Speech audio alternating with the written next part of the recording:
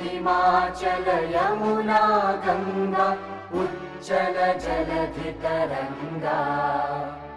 तव शुभ नामे जागे, तव शुभ आशीष मांगे।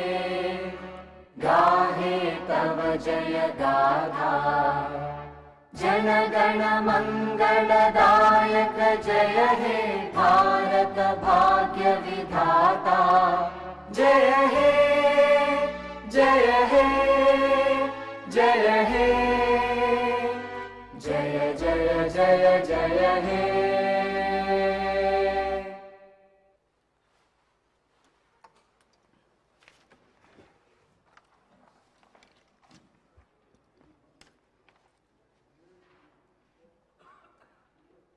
All the papers are deemed have been laid on the table of the House.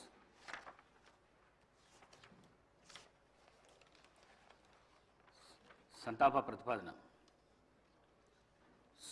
Suryapet జిల్లాలోని సూర్యాపేట శాసనసభ నియోజకవర్గ సభ్యులు శ్రీ రామరెడ్డి దామోదర్ రెడ్డి గారి మృతి పట్ల ఈ సభ తీవ్ర సంతాపాన్ని వ్యక్తం చేస్తూ శోకాదులైన వారి కుటుంబ సభ్యులకు తన ప్రగాఢ సానుభూతిని తెలియజేస్తున్నది.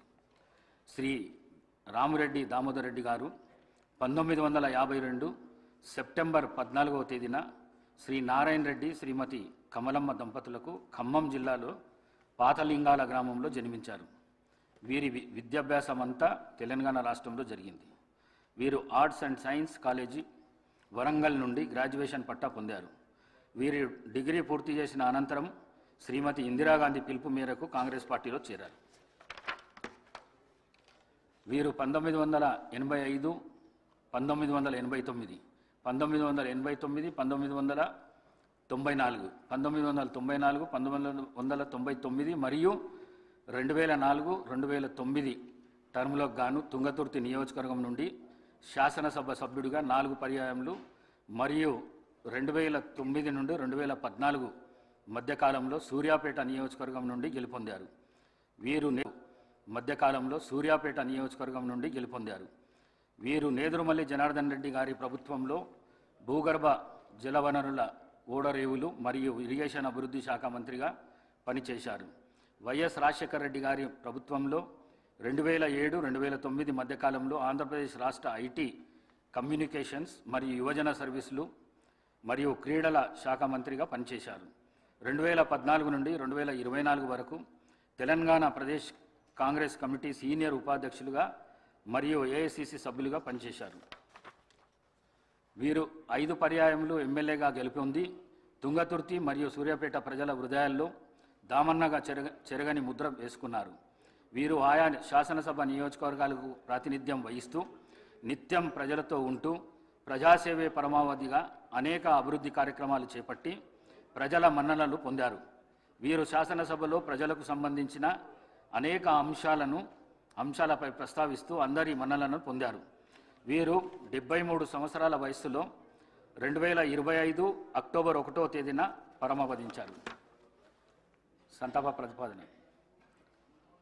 రంగారెడ్డి జిల్లాలోని చేవెళ్ల శాసనసభ నియోజకవర్గం మాజీ సభ్యులు శ్రీ కొండా లక్ష్మారెడ్డి గారి మృతి పట్ల ఈ సభ తీవ్ర సంతాపాన్ని వ్యక్తం చేస్తూ శోకాదులైన వారి కుటుంబ సభ్యులకు తన ప్రగాఢ సానుభూతిని తెలియజేస్తున్నది. శ్రీ కొండా లక్ష్మారెడ్డి గారు 1941 సంవత్సరంలో పెద్దమంగళారం గ్రామము, చేవెళ్ల తాలూకా, రంగారెడ్డి జిల్లాలో జన్మించారు. వీరు 1983-84 కాలానికి గాను చేవెళ్ల శాసనసభ నియోజకవర్గానికి ప్రాతినిధ్యం వహించారు.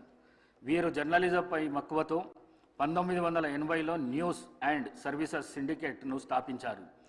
జూబ్లీహిల్స్ జర్నలిస్ట్ కోఆపరేటివ్ సొసైటీ మరియు ప్రెస్ క్లబ్ ఆఫ్ హైదరాబాద్ అధ్యక్షులుగా పనిచేశారు. వీరి కుటుంబానికి రాజకీయ నేపథ్యం ఉంది. వీరి తాతగారు శ్రీ కొండా వెంకటరంగారెడ్డి గారు ఉమ్మడి ఆంధ్రప్రదేశ్ రాష్ట్ర ఉప ముఖ్యమంత్రిగా పనిచేశారు. వీరు ఎమ్మెల్యేగా గెలుపొంది చేవెళ్ల ప్రజల హృదయాల్లో చెరగని ముద్ర వేసుకున్నారు. వీరు చేవెళ్ల శాసనసభ నియోజకవర్గానికి ప్రాతినిధ్యం వహిస్తూ నిత్యం ప్రజలతో ఉంటూ ప్రజాసేవే పరమావధిగా అనేక అభివృద్ధి కార్యక్రమాలు చేపట్టి ప్రజల మన్ననలను పొందారు. వీరు శాసనసభలో ప్రజలకు సంబంధించిన అనేక అంశాలపై ప్రస్తావిస్తూ అందరి మన్నలను పొందారు. వీరు ఏఐసిసి ప్రతినిధిగా, ఏపీ స్పోర్ట్స్ అథారిటీ అధ్యక్షులుగా మరియు గ్రీవెన్స్ సెల్స్ అధికార ప్రతినిధిగా పనిచేశారు. వీరు 84 సంవత్సరాల వయసులో 2025 అక్టోబర్ 13వ తేదీన పరమవదించారు.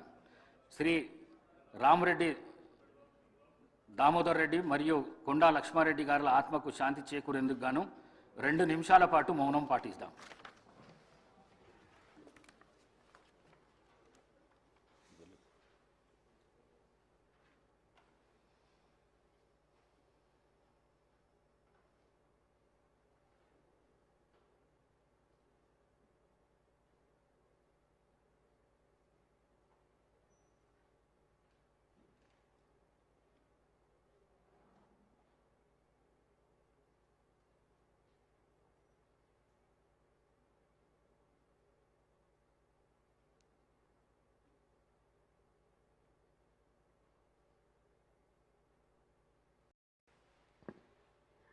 ఓకే.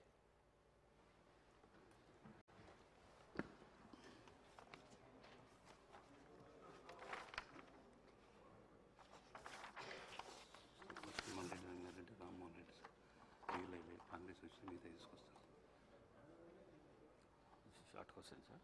0 ఓవర్ అని చెప్పి చేస్తాం. మన పేరు 0 ఓవర్ను కొనసాగిద్దాం. మొదటిగా శ్రీ మల్లారెడ్డి రంగారెడ్డి గారు.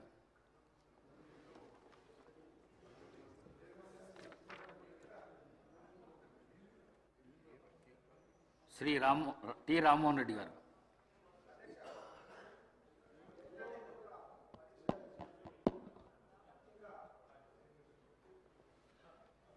ఎవరైతే ఇన్ సర్వీస్లో ఉన్నటువంటి ఉపాధ్యాయులకు కూడా టెట్ పరీక్షకు కంపల్సరిగా వాళ్ళు రాయాలని చెప్పి ఎన్సీఆర్టీ కేంద్ర ప్రభుత్వ సంస్థ కొన్ని మార్గదర్శకాలు జారీ చేసింది అధ్యక్ష. అయితే కొన్ని దశాబ్దాల కాలంగా ఉపాధ్యాయ వృత్తిలో సమసమాజ స్థాపన గురించి పనిచేస్తున్నటువంటి ఈ ఉపాధ్యాయులకు ఈ విధంగా టెట్ పరీక్ష కంపల్సరీ అని పెట్టడం అన్నది కరెక్ట్ కాదు అధ్యక్ష. నేను మీ ద్వారా, మన సభ ద్వారా, తెలంగాణ శాసనసభ ద్వారా మనమంతా కూడా కేంద్రానికి ఒక లెటర్ రాసి ఎవరైతే ఉపాధ్యాయులుగా కొనసాగుతున్నారో, వాళ్ళు ఇన్ సర్వీస్లో ఉన్నారో, ఆ ఇన్ సర్వీస్లో ఉన్న ఉపాధ్యాయులకు టెట్ మినహాయింపు ఇవ్వాలని చెప్పి కోరుతూ అధ్యక్ష. ముఖ్యంగా ఏంటంటే ఒక సబ్జెక్ట్ టీచర్కి ఆ సబ్జెక్ట్తో సంబంధం లేకుండా వేరే సబ్జెక్ట్లో కూడా టెట్కు సంబంధించినటువంటి ఏదైతే ఎంట్రన్స్ పెడుతున్నారో, ఎగ్జామ్ పెడుతున్నారో దాంట్లో వాళ్ళు ఆ యొక్క సిలబస్ని పొందుపరుస్తున్నారు అధ్యక్ష. ముఖ్యంగా మ్యాథ్స్ ఉపాధ్యాయుడు ఫిజికల్ సైన్స్ కూడా ఎగ్జామ్ రాయాలి. అదేవిధంగా బయోసైన్స్ ఉపాధ్యాయుడు